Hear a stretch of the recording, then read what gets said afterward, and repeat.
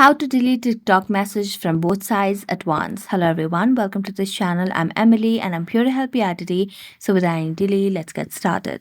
So first of all, launch the TikTok application on your device and make sure that you're logged into your account.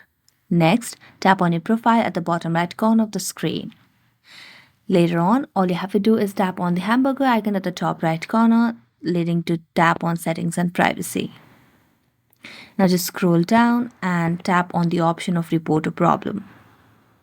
As you tap on that, it will lead you to a new page where you can see the option of account and profile over here. So tap on account and profile and then scroll down and tap on profile page.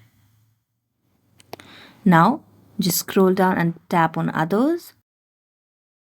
After that, just scroll down and tap on no. Tap on need more help.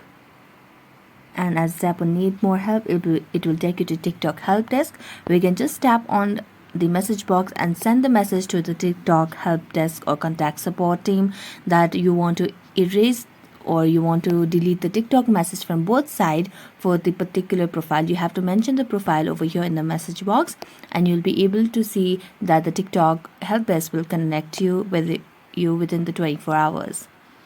So that's it. Thank you so much for watching this video. See you next time.